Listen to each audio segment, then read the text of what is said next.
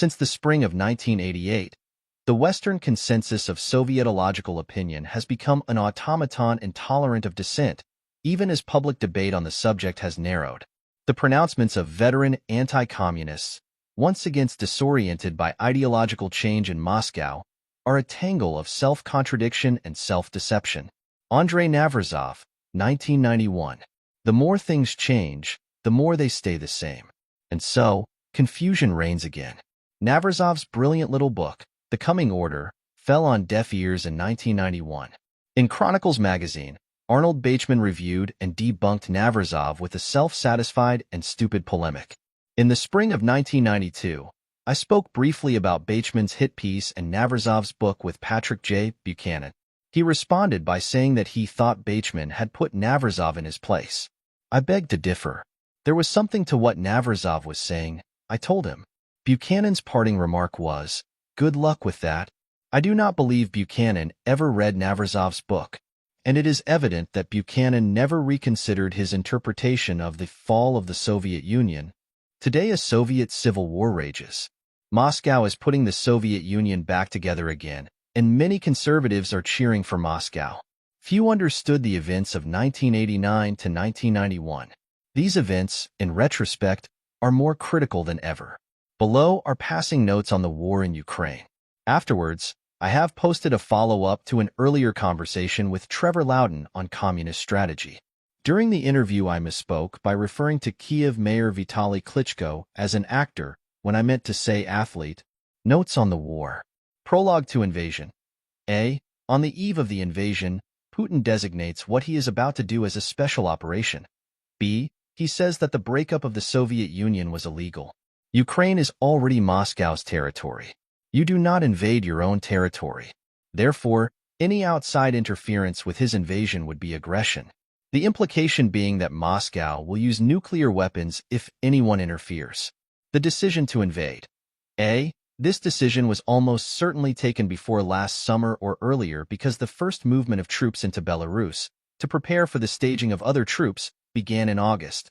B. Last summer Putin published an essay on the historical unity of Russians and Ukrainians which justified a future invasion. C. Going even further back, last April Russian cities were instructed prepare graves for a mass casualty event related to war. This preparation was finalized on February 1, 2022. Question: why invade in February 2022?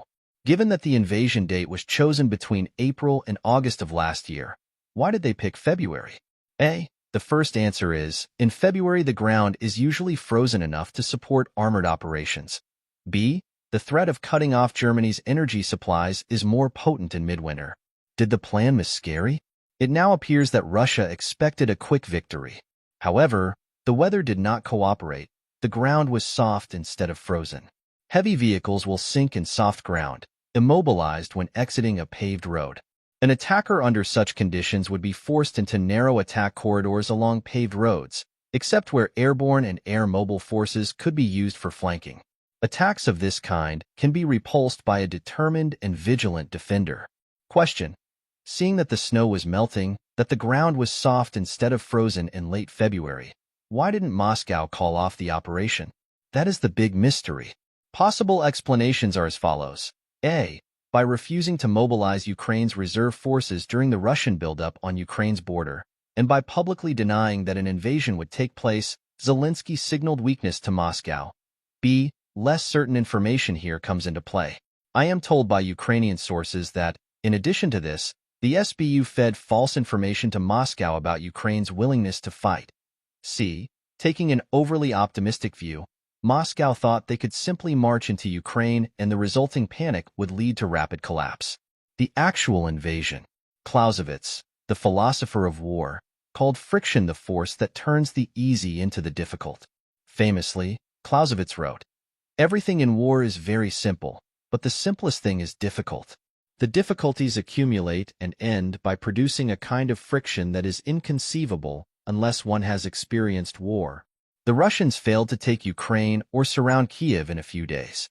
Russian successes. In the south of Ukraine, the Russians broke out from Crimea, their one major success. Deadlock. The war in Ukraine will probably remain stalemated until the sun comes out and the ground dries. Then the Russian numbers can be used to flank the defending Ukrainian brigades and destroy them. Therefore, in May or June, Ukraine will be crushed by superior Russian numbers. The West versus Russia. The danger of conflict with Russia will intensify as Ukraine collapses. First, Russian economic warfare measures will be fully focused on the countries that have supported Ukraine, that is, on NATO and the USA. B. China will be emboldened by Russia's late victory in Ukraine. C. The West will be in moral shock, horrified at the fate of Ukraine, and false narratives about the defeat of Ukraine will abound on every side. The danger of nuclear war will then be real. Moscow's focus will be on NATO. China will then have an incentive to activate its position in the Far East. We are also told that Iran is about to acquire nuclear weapons. All pots come to a boil at once, and this will not be a coincidence. There is a curious timing here. A. This war follows on the heels of the damaging COVID pandemic. B. It coincides with Iranian strikes against Saudi oil capacity. B. It coincides with the presidency of Joseph Biden, a man who has always worked for the weakening of America's strategic deterrent.